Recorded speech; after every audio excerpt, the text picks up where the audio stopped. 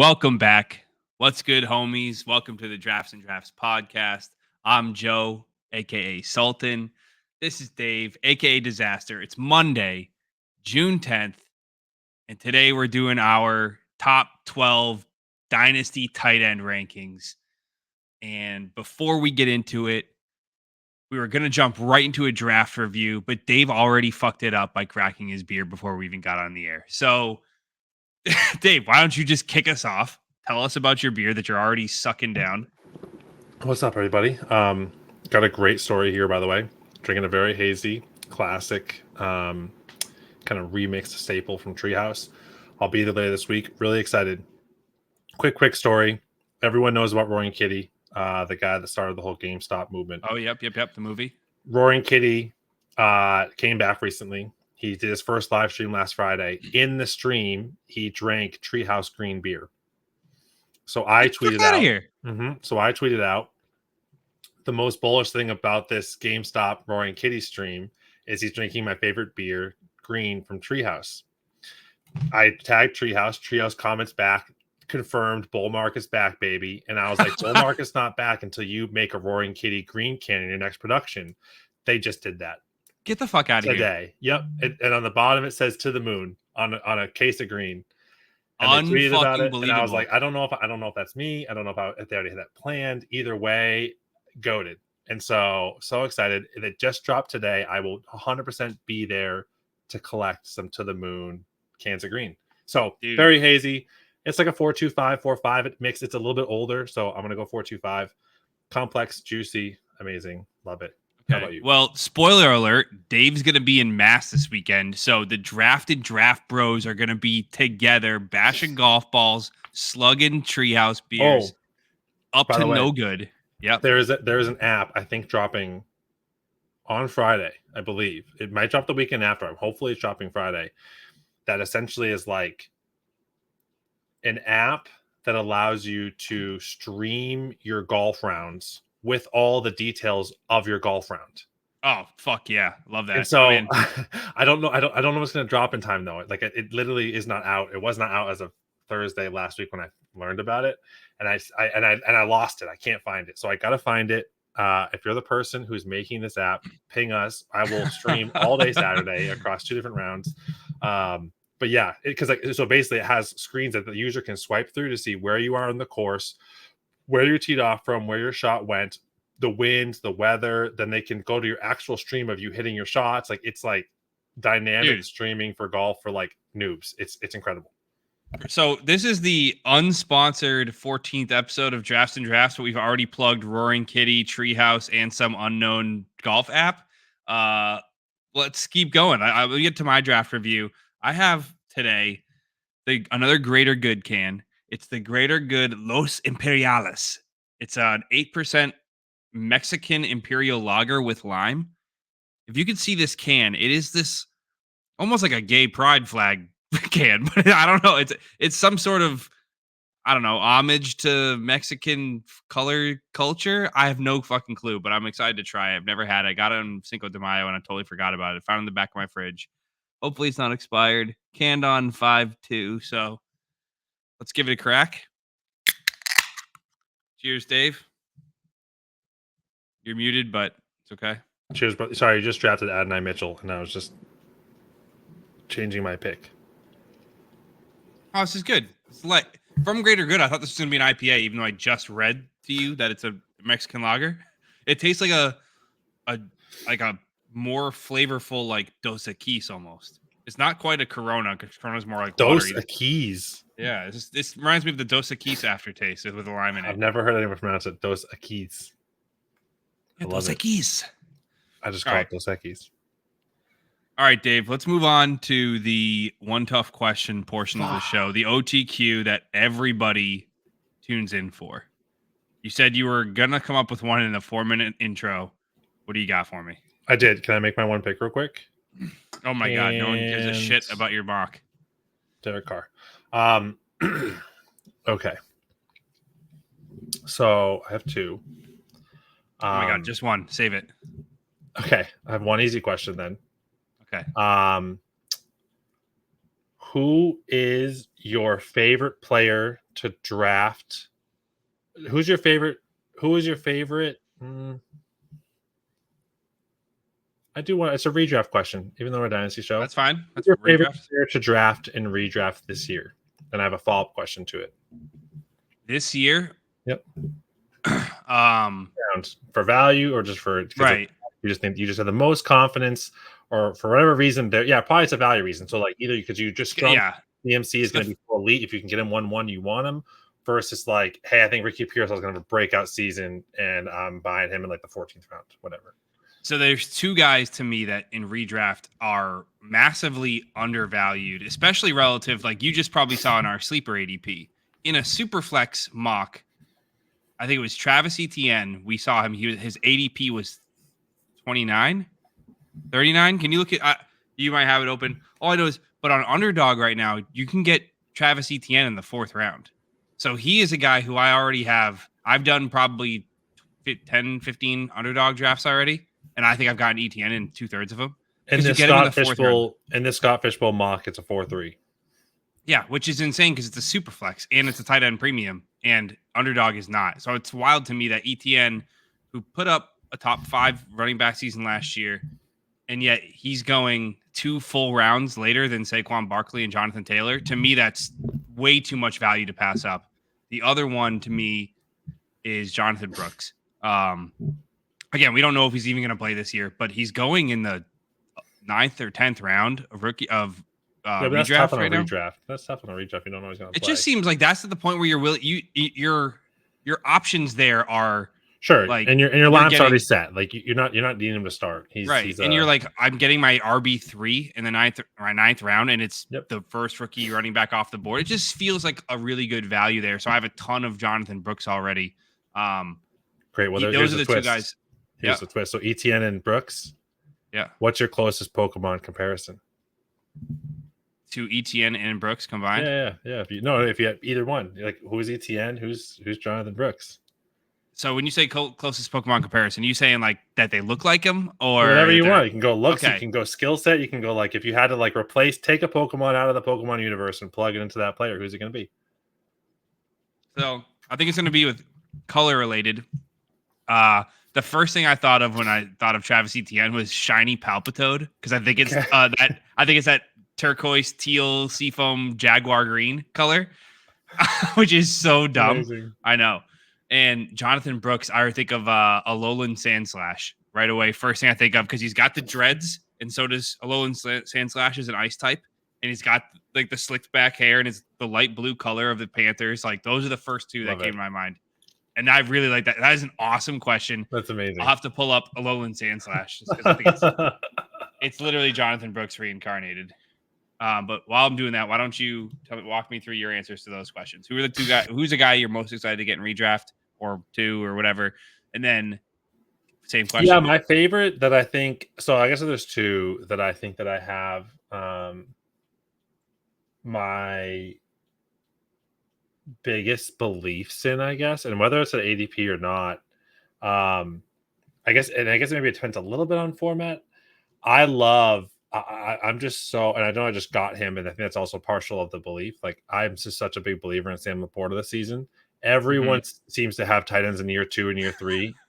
This is the Alolan Sandslash. Sorry, it's Jonathan Brooks. Okay, yeah. So many people have just like talk about how tight ends are really the first year they don't do a whole lot, and then this is that tight end second year where they really break out. Like Laporta didn't even put up Kelsey premium numbers, and I just think that that's kind of his ceiling. And to me, if you can get him, I don't know where he's going in actual redraft right now. I'm assuming somewhere in the second.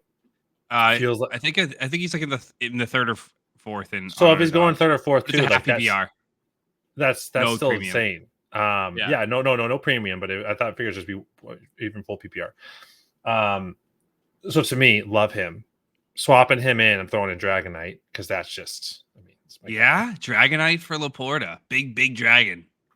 Yeah, and then I think if we're going, I think the other guy that I just have a lot of belief in, kind of coming into the season and drafting into, is George Pickens. Like he's someone that I'm just targeting because to me the upside, and I guess you could even, to me it's like, and this is almost for you and me, depending on who you own, could be George Pickens or Drake London. You just have so much hope into these third-year wide receivers, and I think it's also lingering on the success of Nico last year. Like everyone's like, oh, these 30-year receivers are all going to have this breakout season. And I can see it for Wilson. I can see it for Olave. But to me, at cost, Drake London and George Pickens, I think George Pickens is the cheapest of all four. Surely cheaper than Wilson and Olave. But yeah, I just think to me, like that's just such a no-brainer. And so for me, I'm again sticking with the kind of like legendary, super legendary. I'm going Shiny Rayquaza.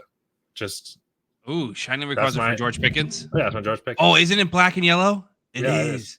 Can you find one and pull it up? I'm trying to find a tight end template for our rankings, and I can't find one for the tier maker. I'll try to find one. It's okay. We can just go through our. I'm typing in George Pickens instead of Shiny Rayquaza. There's only one rookie on our list, probably, so we can probably just use last year's tight ends. I think. Sam Laporta on here. McBride's on here. I don't see Sam Laporta.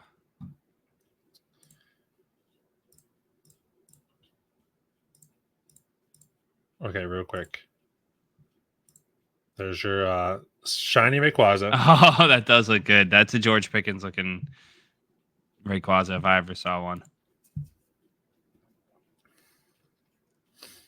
Oh, I think I might have got one. Yes. I got a tight end tier list.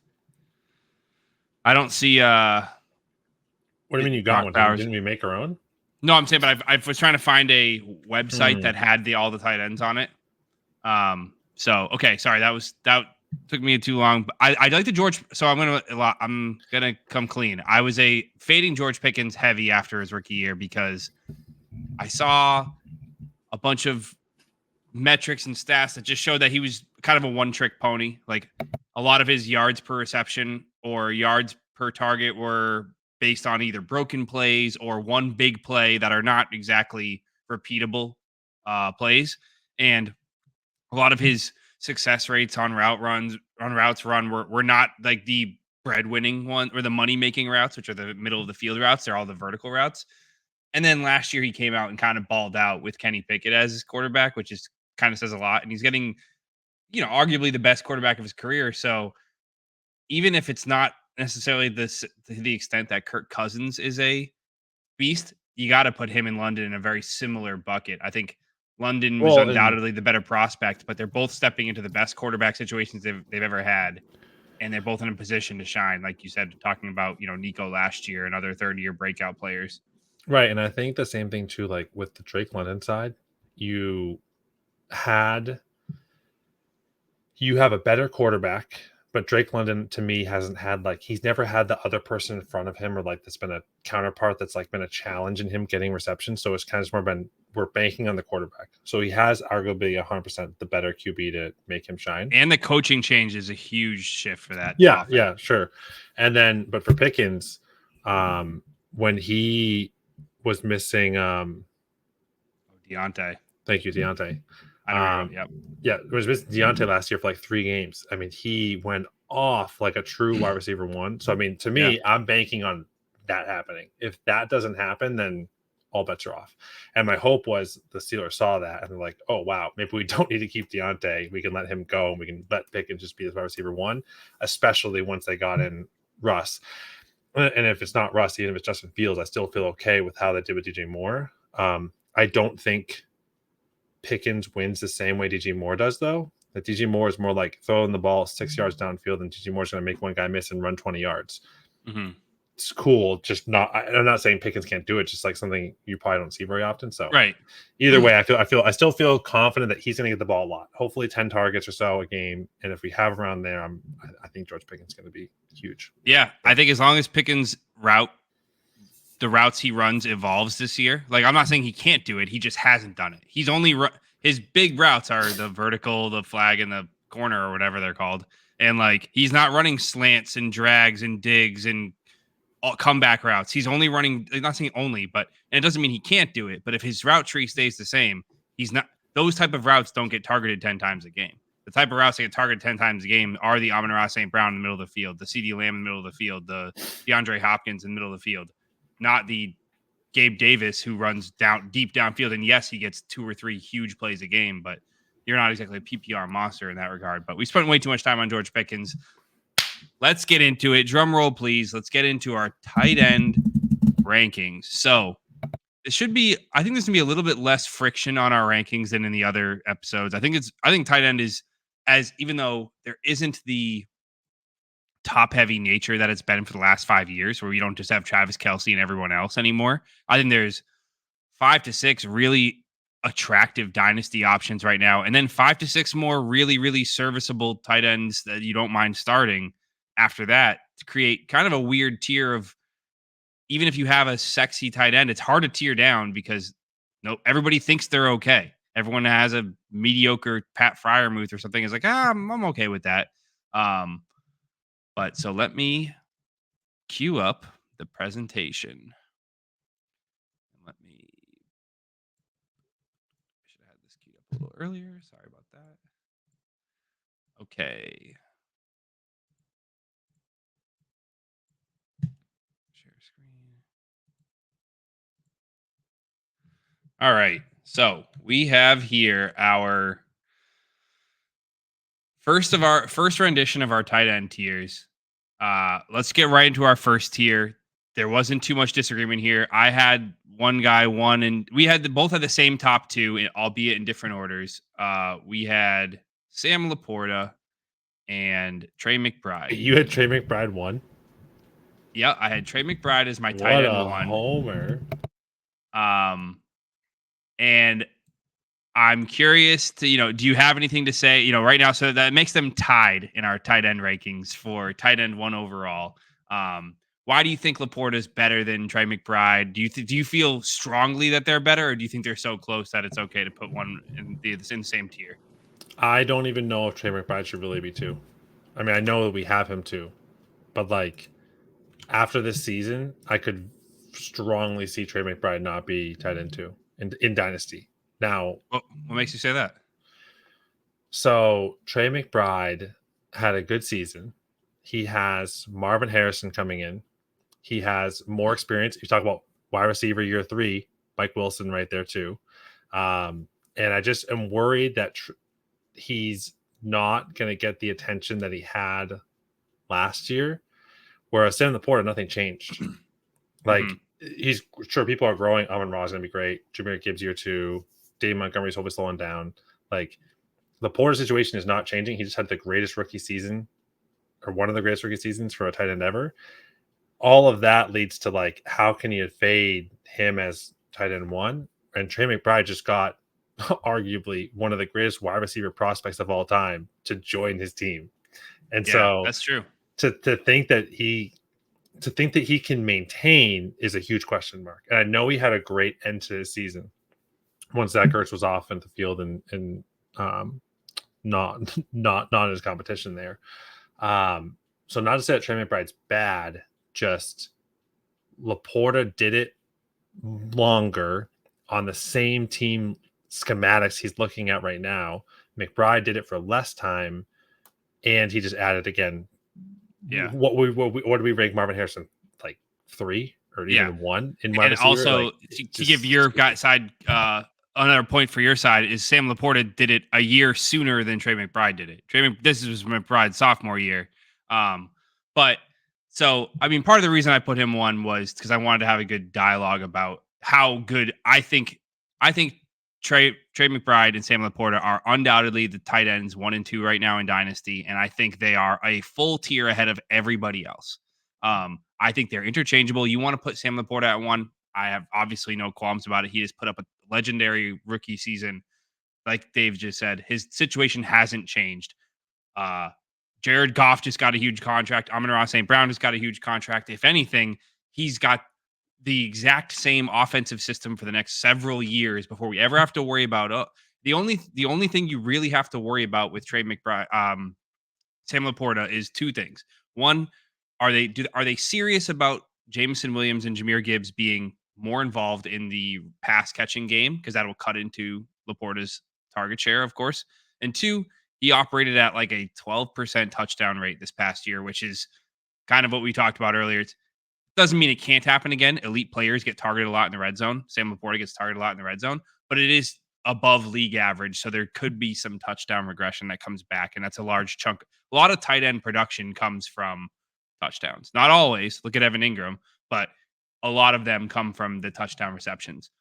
But McBride put up as soon as Zach Ertz got hurt and Kyler Murray returned, he was operating as the best tight end we've seen in the last 3 seasons for the tail half of the 2023 season. And I put together a graphic here to show. See it. Travis Kelce versus Trey McBride versus Sam Laporta from weeks 10 through week 18. And it's not cherry picked because it's good for McBride. It's cherry picked because week 10 is the week that Kyler Murray returned to the Cardinals. So that is the closest that we can see, the closest recreation of what the 2024 Cardinal season I didn't even realize Trey McBride, it wasn't his rookie season. So like, yeah, it wasn't his rookie season. Laporta. Right. So McBride's 24.5. Laporta's 23. And if we look here at this graph, I hope you guys can see it if you're watching on YouTube. What it is, it's a utilization report. It's this website created by I guess by PFF. I don't know. It's not PFF. It's not the link, but and what it does here is it highlights a bunch of efficiency metrics side by side for every player. And when you look at how many routes in the categories they show are routes run, just how many of your team's routes are you running? Are you on the field for passing plays? The second category is targets per route run. So when you're running a route, how often are you targeted? The next is target share, which is of your team's all your team's pass attempts, how many are you getting targeted? Which we talked about in a previous episode. 25% for a wide receiver is really good. 30% is like the elite of the elite. That's what Devontae Adams operates at. That's what DeAndre Hopkins in his prime operated at. We have average depth of target, which is how deep downfield your targets are. Your air yard percent, which is kind of a permutation of ADOT. It's just what percentage of your team's air yards are you getting. End zone target rate, third and fourth down target rate, play action target rate. I don't think that's really that good of a stat. What your PPR points per game were, and then what your PPR rank is, which I don't really understand that one because there must be maybe some guys who had 1 or 2 games in there ahead of it. So you can ignore the last category. But you can see here, looking side by side, Trey McBride shined relative to Laporta and Kelce over this stretch. Now, yeah, this could have been a down stretch for Laporta. It's only 8 games. It's a small sample. I'm not saying, yeah, just extrapolate this out, and this is Trey McBride's career. But he did operate at essentially the most efficient tight end we've ever seen for the second half of the season with Kyler and while they still had Hollywood Brown there too. So yes, the Cardinals added Marvin Harrison, but they lost Hollywood Brown, they lost Rondale Moore, they lost Zach Ertz. So there's about 230, 240 vacated targets in the Cardinals. Marvin Harrison's not walking into all of them, and he's not going to be commanding the same targets McBride is going to command. McBride's going to operate in the middle of the field. You can tell by his 5-6 yard ADOT. He's not going to be commanding the same targets Marvin Harrison's commanding. There's just a very, very compelling case that not only is Trey McBride going into a situation where he has the whole field to himself. He had that second year tight end breakout that we're traditionally used to seeing. Yes, Sam Laporta had this crazy rookie year, but a 28% target share is better than prime Kelce. A 25% target per route run is one of the best target per route run metrics you can have across all positions, not just among tight ends. And it frankly blows Sam Laporta out of the water. So no, all I'm saying, they're both fantastic. But over that second half of the year, Trey McBride averaged near 15 points per game, more than Sam Laporta's 14, more than Travis Kelce's 11.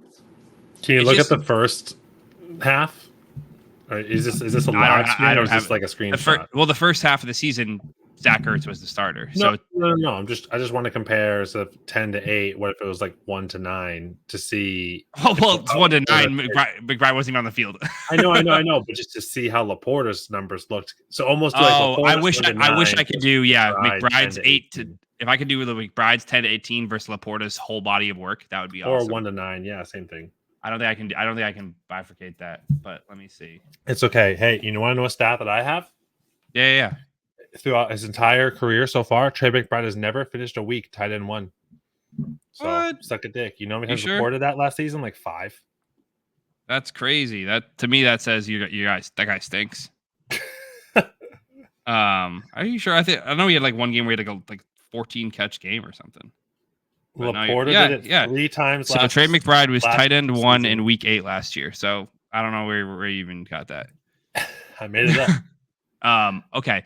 So that's our let me hide my overlay. That's our first 2 tight ends. I think most people would have them in the top 2. I can't really see an argument for anybody else. Maybe Kyle Pitts and maybe Brock Bowers because of their I actually prospect disagree. pedigrees. So here's the thing: if there's one person who's going to pass them, like not to say that, well, Brock Bowers we just don't know. So for sure, could be Brock Bowers, but ignoring Brock Bowers for a second, I think the one that, the 2 that could actually have the most serious chance to pass him this season is Dalton Kincaid and Kyle Pitts. And I actually think the sneaky one to get into tight end 2 is Dalton Kincaid over all of them. Almost like it should be Kincaid, Pitts, Bowers. Well, it's funny you say that because you had Kincaid at your tight end 5. I do. I still, because it's not even such a Kincaid thing. It's I don't know what the fuck the Bills are doing thing, and I don't know how it's going to look this season, and I don't actually know how much Kincaid's going to be on versus Dawson Knox, because it's not like where McBride lost Ertz. Dawson Knox is still there. So for me, I almost want to see another half a season at least for me to move Kincaid up. But Kincaid to me is easily the player that could go to be, I'd say even, I guess as high as tight end 1. I'm going to go, in my head, it's tight end 2 to pass McBride, because I think McBride's in a weak spot right now. But he could go as high as tight end 2, or after the season, we could be like, he's tight end 10. Like, I could honestly go, he's the most movable of the entire bracket. Well, so before we keep going, our next tier for those of you listening is, and I didn't rename these. I guess these are elite, young, full of fun. The next tier we'll call just borderline elite. Actually, I don't know. I don't know what to call it. But our next tier in order is Kyle Pitts is our tight end 3, Brock Bowers is our tight end 4, and Dalton Kincaid is our tight end 5. But I put them all in the same tier because I think you already started talking about Kincaid. I'm pretty excited for his role now that the Bills let Diggs go and Gabe Davis go and didn't really address that vacancy other than drafting Keon Coleman. They did sign Curtis Samuel, who I think is really good, but Kincaid comes in as potentially number 1 weapon, which honestly, Laporta, Bowers, McBride, and Kyle Pitts cannot say the same. He's the only one who has a chance to be the number 1 target on his own team. The other 4 do have a better player on their own team. I don't agree with that. I guess maybe not Pitts. I easily could see Kyle Pitts be the number 1 target. Yeah, that's true. I said maybe not Pitts, but I would say the only thing I'll echo what you said on that is that not necessarily that he's the only one that could be the number 1 overall target getter on his team. I would say Kincaid's the only one of those 3 that can be the number 1 overall target getter by a significant margin. Yeah. Because I could see for Pitts, if there's a lot of Bijan targets, if there's a lot of Drake London targets, like he might only lead by 5, 10, 15%. I could see Kincaid lead by 20, 25. Yeah, that's a good point.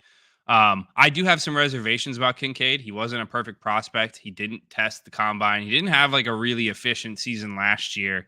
I didn't pull up a utilization report for him, but I know he operated closer to like 18 to 20% target share compared to McBride and Laporta both being 25 to 30%, which is, again, both of those I think are unsustainable for a tight end, but he wasn't exactly the most efficient, but he also had a lot more competition last year. He had Dawson Knox, who he was splitting time with. He has obviously had Stephon Diggs, and Gabe Davis was there. And like you said, I think Kincaid has a chance to explode. But Kyle Pitts, I think we saw him put up the historic rookie season, put up over 1,000 yards, no touchdowns, but basically set records. He came in as the 4th overall pick in his draft, I think. Like the highest I think we've ever seen a tight end get taken, as far as I can recollect. I can't think of any tight ends taken sooner than him. So Kincaid versus Pitts is a really good debate. Actually, it's funny you say that because I actually have a graphic here to compare their college profiles. I found this on Twitter. And it just goes to show, as far as prospects go, how good these two prospects were, and actually how incredible Kyle Pitts was as a prospect. So obviously, Dalton Kincaid didn't test; he was dealing with a back injury at the combine 2 years ago, or last year. But so relative athletic score, we don't have one for Kincaid, but Kyle Pitts at a 9.6. 40-yard dash. Kyle Pitts ran a 4.49 40. That's better than Bijan Robinson. Like, that's insane that Kyle Pitts might be the fastest skill position player on the Falcons. When you look at their yards per route run, it was Kyle Pitts at a 3.26 versus Dalton Kincaid's 2.42. Targets per route run, Kyle Pitts at a 24%, Dalton Kincaid at 22%. PFF receiving grade, Kyle Pitts at a 96.1. Dalton Kincaid at 91.8. And then average yards per team pass attempt, Dalton Kincaid was the only category he won at a 1.28 versus Kyle Pitts' 1.07. They're both great prospects, but oh my goodness, Kyle Pitts, like you said, he has the chance to, if Kirk Cousins is unlocked this year, and Kirk Cousins throws for 4,000 yards and 30 touchdowns, Kyle Pitts is going nuclear. He's putting up a 1,200-yard tight end receiving season. He's putting up 7 touchdowns, 8 touchdowns. He's going to score in a tight end premium. He's going to score you 18 points a game, and he's going to be a league breaker. But the only other player we had in this tier was Brock Bowers. Did you have any thoughts on him? Again, he's supposed to. I don't have a graph. It would have been nice to see him actually overlaid in here with Kincaid and Pitts, because Bowers is a better prospect than Pitts was, believe it or not. So it'd be good to see. But yeah, I don't have anything for Bowers. I think the hype around him is warranted, but to me, if I'm a dynasty manager evaluating, if you can go back to, you can take this off for a second. Oh, I guess it is. Oh, it doesn't show our other ranking. Well, basically, what you'd see. You want to see our other ranking? If you looked at like our actual, all 12 of them, you know, to show it. Okay. But like, this is where for me, this tier, all of those other 5 players, I'd rather either take a risk on or I feel very confident on over all the other tight ends available left to me, be that because of age or because of uncertainty around their job or injury history. To me, that's where Bowers kind of is getting this like chance, I guess. And to be clear too, I'm not expecting him to even have a top 6 tight end season this season. I'm expecting top 12. I'm expecting top 12. And if he doesn't hit top 12, I think there's going to be some beige and maybe red flags on him. But if he hits top 12, I think, okay, he still has significant target competition. He still has Michael Mayer. He still has Devontae Adams. He still has Jacoby Myers. Like, he still just has a lot of competition with a shitty QB situation that, to me, you got to cut him some slack as long as he finishes in the top 12. And then the goal is, okay, who's moving next season? Is Adams getting traded? Is he moving on? Is he retiring? Is Jacoby Myers getting traded? Is there a new quarterback that comes in that helps make everyone better? So that's my expectations for him. I'm not expecting a great season this season at all. I actually think Sanat has a better chance to have a better rookie campaign than Bowers does, just because of what we're expecting, a better QB with. There's a lot of competition, I guess, for targets with the Commanders. Zach Ertz is there. Big bad Zach Ertz. True, too. So I think that for me, I don't even have Brock Bowers as a lock to be the tight end 1 rookie this season. Because I just think he's in such a weird situation with how his team comp is. But yeah. No, it's funny because of our top 5 here, they're all under 25 years old.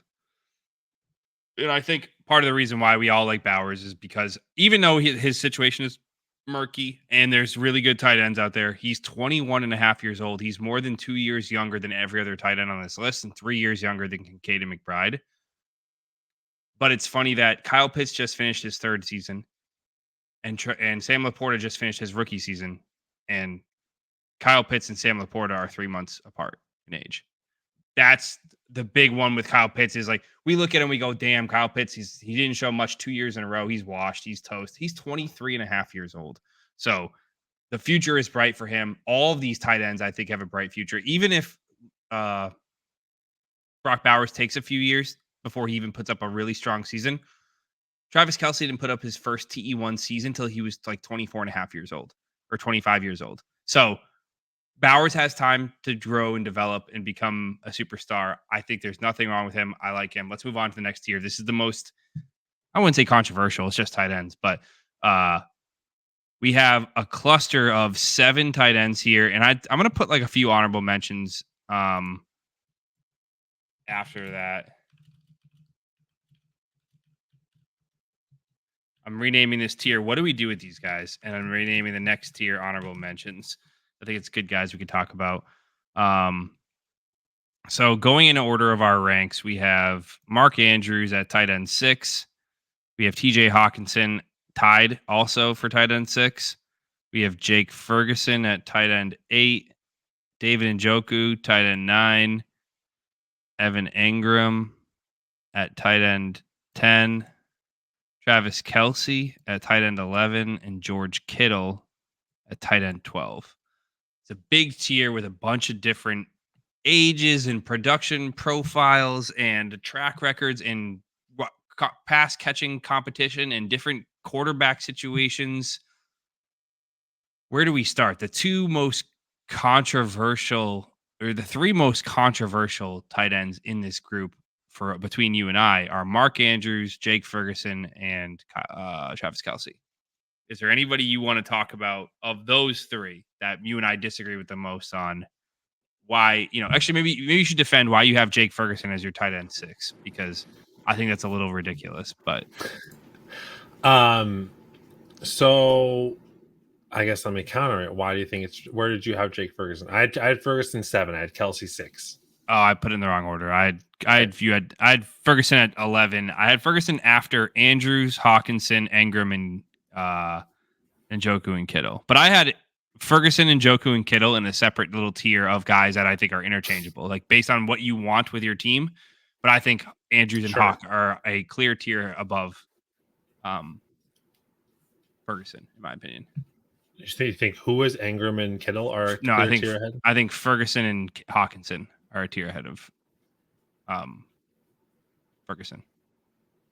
Okay, you just said Ferguson, Hawkinson. Hawkinson and Andrews ahead of Ferguson? I'm sorry, Hawkinson. When I hear Hawkinson and Ferguson, it fucks me up. Okay, I have Andrews and Hawkinson a clear tier ahead of Jake Ferguson. Is that also a clear tier among the rest of the guys too? For me, yeah. I think personally, I would have a tier break after Andrews and Hawkinson. I would have the next 5 guys all in a tier. That's interesting. So I put Kelce 6. I think Andrews is at a weird. So to me, Kelce hasn't really had the injury bug. Obviously did a little bit last year, or like held out, whatever the fuck you want to call it. So nervous about that again for this year with Kelce, especially with more target competition. He's 35 years old. Yeah, I just don't know what. I don't know. So, but either way, you still projected him to be top 3 this season in points. I think that's questionable. He might not be there, but I still think he could be. I still would say if I had a bet, I'd bet he's top 5 and potentially even I'd make a bet top 3 for Andrews, and that's just and that's including everything, injuries, whatever. For Andrews, I don't know if I make that same bet for a lot of reasons. Isaiah Likely's coming on. You have Zay Flowers there that's coming on. You have Derrick Henry added into the mix. They want to run the ball a lot. Like there's just a lot of things there that just don't bode well for Andrews on top of injury history. That's why I have Mark Andrews a little bit lower. And Mark Andrews, I guess other than Engram and Kittle, like, they're all kind of in that like 29, 30-year-old range. They're the older ones of this group. To me, why I like this grouping, I think what do we do with these guys? You buy any of them for 1 season, guaranteed. Everything else is questionable. And I personally think, even though my ranking it's wrong, probably, I think the most questionable on actual performance in this season is Njoku. Yeah. Because his rapport that he had with Watson when Watson was healthy last season was terrible. Like, that's dog shit awful. Joe Flacco merchant. Joe Flacco made everyone a Njoku believer. If you had Njoku with Joe Flacco, you made a lot of money last year. For everyone else, though, I have very high confidence that you should buy them, and I think any of them could outscore any of the top 5 on a given week or a given day. And for me personally, the one that you kind of targeted the most of what I had ranked for Jake Ferguson, I think right now of all of the teams, just on a team-centric basis, the one team that's always going to use a tight end is the Cowboys. And so for me, that is Ferguson right now. Ferguson had a good campaign last year. I'm banking on the point of he had a great campaign. Can he do it again? And that's what I'm projecting right now. And if he does it again, does the Schoonmakers and some of these other tight ends they've drafted start getting traded or faded away? Or are they still lingering in this background of like a blocking 10 end and they're getting 20 targets a year or something like that? I don't know, but my gut is saying that with how strong Ferguson was last season, I can't imagine just going to like sweep him under the rug, not using the same way. And again, for all the teams, the only team that I know 100% is always going to use a tight end is the Cowboys based on the last 6 years. Yeah, I think you make a good point here that of these 7 tight ends, Mark Andrews and the Ravens, TJ Hawkinson, the Vikings, David Njoku and the Browns, Evan Engram and the Jaguars, Travis Kelce and the Chiefs, and George Kittle on the 49ers. Jake Ferguson has by far the best combination of the least target competition and the best quarterback play of this entire group. Like obviously Dak is not the youngest. Right. Dak isn't the best quarterback of this group, but he's better than JJ McCarthy. He's better than Trevor Lawrence. He's better than Brock Purdy, and he's better than Deshaun Watson. And then the pass catching room, all he has to deal with is CeeDee Lamb.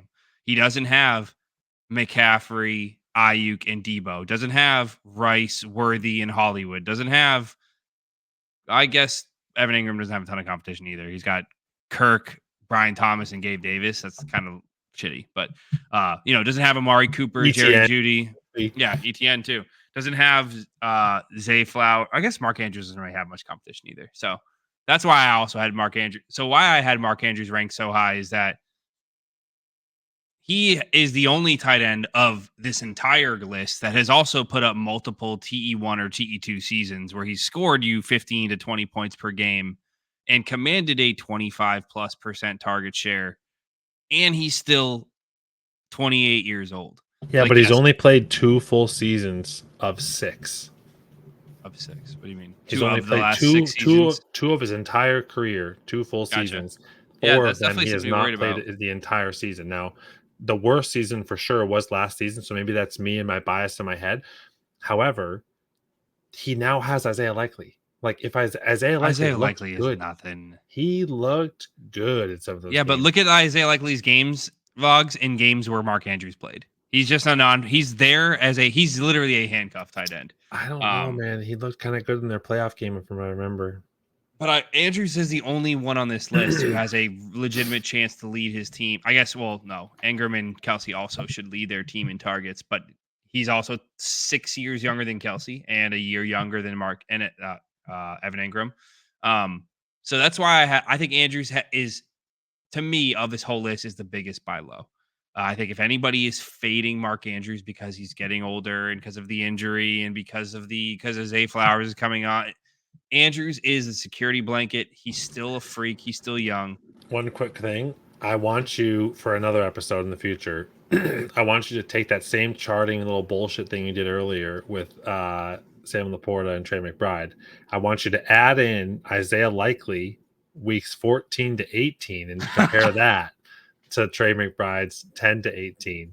Because Likely's looking pretty hot. He had a tight end 3, tight end 5, tight end 23, tight end 2, tight end 10.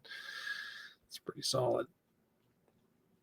And he's about to be a 3rd-year tight end. Ooh, that's attractive. Yeah. I'll tell you what, that's a person I want to buy low. I just don't see Likely being a factor when Mark Andrews is available. Well, So let's find out. I did just pull Andrews' up. contract? I pulled up the view you just asked me to do. So let me share screen. So this is weeks 14 to 18. Isaiah Likely, Sam Laporta, and Trey McBride.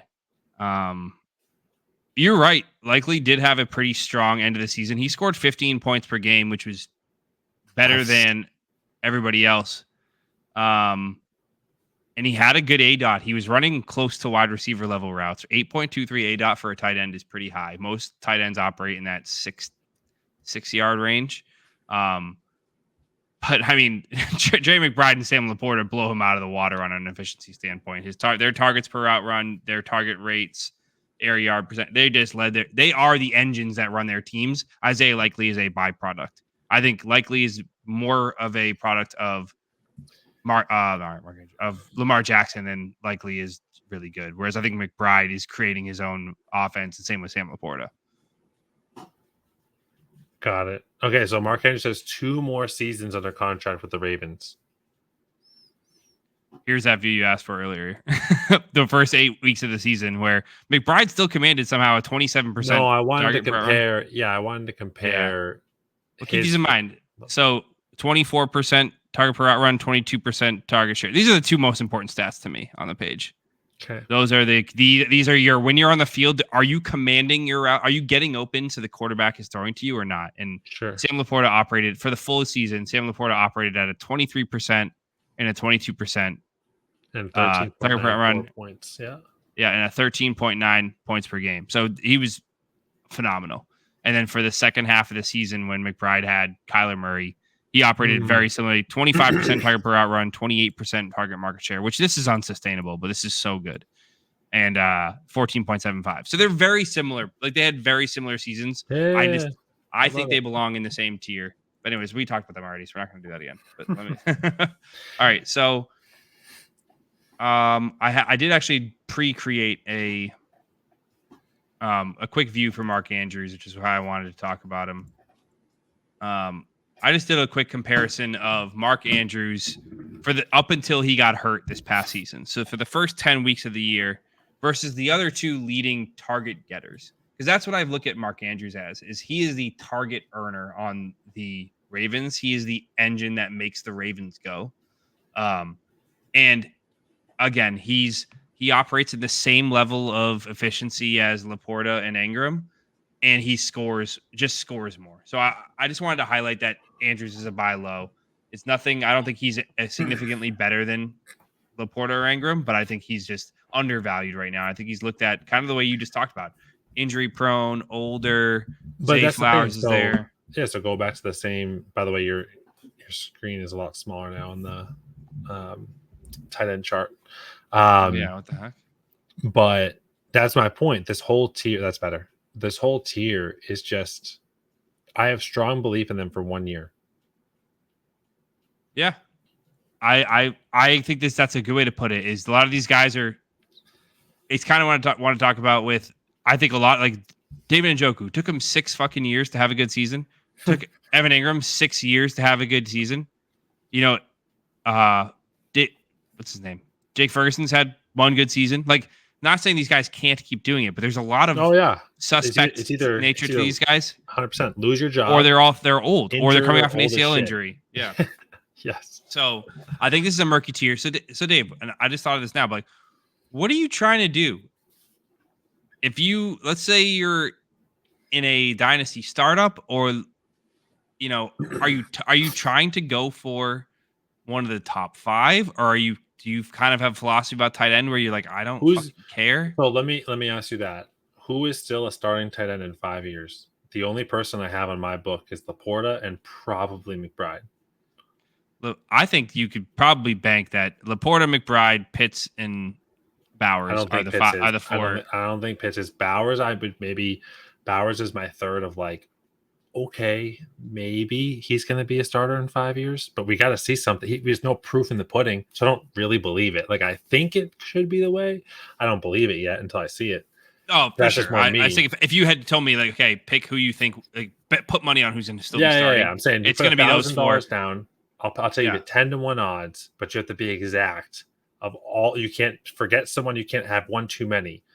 Who still has a starting tight end job in 5 years? The only I would two only I put pick on the Porter McBride. Yeah, I would put the top 4 there. I wouldn't even put Kincaid because I think Kincaid he's an undersized, smaller tight end. He's an athlete, of course, but like he could just not be that good. Like he didn't really thrive when Dawson Knox was out. He did okay, but so he didn't show he was an alpha. you put $1,000 on the line, you would still add in Bowers and Pitts. Yeah, I think their prospect pedigree is so strong that look at Evan Ingram. That's and crazy. David Njoku 5 years later, because they were such good prospects, they still have starting. No, that's fine. Jobs. So under that logic, that's how I treated it, and that's why I traded the season to get Laporta, and that's exactly how I approach it in a startup. I'd rather lock up, and it's in any startup, whether you have tight end premium or not, because even if you know tight end premium, the advantage of having that locked up with a superior point total to the next person, what we've seen with Kelsey for so long, it's just so hard to compete against in a lot of ways. And now the challenge is what you're paying. And like the problem is like to go buy Kelsey now, you're most likely not going to have a competitive team unless you get lucky with some 3rd and 4th round picks that end up being starters. You're probably not able to acquire Kelsey. So the question is like, at what price am I paying for Laporta? And I think it's almost in this year, like if there was something else to target in any rookie draft, is try to target who those other rookie tight ends are. Because if you hit on that person, like say it's Bowers ends up being it, if Sanat ends up being the other 2 that ends up becoming elite for some reason, like it's just hard to not have that solved for your team. Like everything else is so weird, and it's just like tight end is just such this like weird anomaly of a position that just can do so much. So for me, I am heavily targeting on a dynasty that top 2. I don't know if I'm going to go beyond that. And then for a redraft, I'm actually ignoring tight ends because I think there are so many tight ends that can give you a top 6 tight end season, like potentially. But I think that if you look at the point variation from tight end 3 to tight end 12, it's going to be like 1.5 points, maybe 2. Now you made an awesome point about getting that difference maker, and that's my only counterpoint to that is I think the gap between tight end 1 and tight end like 7 to 12 is a lot narrower now than it was when Travis Kelce was running. And now, again, that's not to say that Laporta, Pitts, McBride, Bowers couldn't be the next that level of difference in tight end scoring. You could have another 19 point per game tight end in one of these guys, but right now none of them are. And right now the gap between Sam Laporta and Mark Andrews is like a half point or a point and a half. So it's like you just said in redraft, especially a half PPR, I could not care any less about tight end. I will plug in Isaiah Likely. I'll put in Hunter Henry. I do not fucking care. In Dynasty, I actually, and in Dynasty, like honestly, up until recently, I felt the same way because it was like you either had Kelsey and Andrews or you had everybody else. Like, and to me, you had Logan Thomas, you had Dalton Schultz, you had Dallas Goedert, you had Darren Waller, all these guys that put up top 6 tight end seasons and then disappeared for a year. Like, which is what I think is going to happen to David Njoku and Evan Ingram and Jake Ferguson and TJ Hawkinson. I think all these guys are going to have put up a year or 2 of really good seasons, and then we're never going to fucking hear from them again. We're going to go, remember when Kyle Rudolph had 3 straight really good years and then we never heard from him again? Like, what the fuck? Like, that's what I think happens with tight end. They're so touchdown dependent. They're so scheme dependent. They're so offense dependent. They're so quarterback dependent. They don't, the very few of them become the engine your offense operates through. So unless you get that Travis Kelce, that Mark Andrews, or that hopefully Sam Laporta, Trey McBride, Brock Bowers, Kyle Pitts for me, I think those are the 4 that I would be targeting.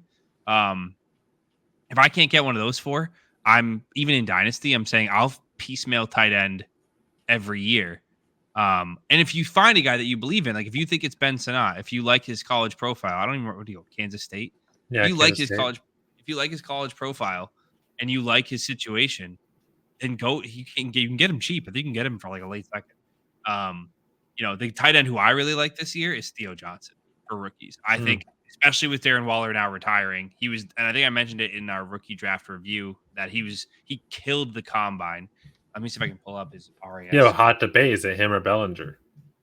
That's, I guess we'll find out. I think if you're the Giants, you know what you have in Daniel Bellinger already. You don't know what you have in Theo Johnson. You got to give him at least a chance. I'm not saying go roll him out as the starter, but yeah, look at this. This was Theo Johnson's RAS score. This is a tweet I just pulled up. Theo Johnson in the fourth pick in the fourth round of the 2024 class. He scored a 9.93 RAS score out of 10. This was ranked number 9 out of 1,199 tight ends that have ever tested at the combine.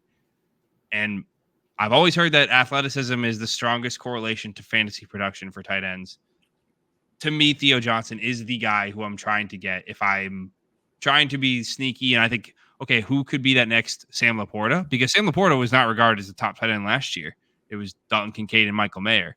So can you get next year's Sam Laporta? I think this is the guy right here. That's my projection. So that was two of our honorable mentions. The other guys that were on our honorable mention list were Luke Musgrave and Michael Mayer and Cole Kmet. I have nothing to say about them. No. So if you have anything to say, we can talk about them. Otherwise, this isn't even Michael Mayer. This is fucking K. Dotton. I don't think. Did you have Tucker Kraft or no? No. Or you prefer Musgrave? Is this Musgrave? I don't even know what Musgrave and Kraft look like. They're literally 2 months apart. Like they're the exact same age. I'm saying this is the only picture that was from the Packers on here on this little pre-made thing. So you looking it up? You're like, I don't even know who it is. I think this is Luke Musgrave. That's Luke. I think that's Luke. Yeah. So I don't have a preference. I liked Kraft better pre-NFL draft last year, but Musgrave got the better draft capital. Again, I don't really like any Packers receiver pass catcher right now. I think there's too much uncertainty there. I don't want any. I'm not investing in any of them. I don't think any of them have a chance to become a 20+% target rate player. Cole Kmet also just got surrounded by 3 more pass catchers, and then Michael Mayer just got Brock Bowers drafted ahead of him. So yeah, I think he's still going to be on the field or something. I think his growth has been completely stunted. So that's all I got for tight ends. I don't have anything else to add. I don't know if you have anything else, feel free. Great show. Awesome. I love it. Guys, give us an idea for the next series of episodes because we're completely out of them. Peace out. We're going kickers next. Oh, no, I'm done. I'm done with the show. Retiring. No kickers. All right. See you, everyone. Peace.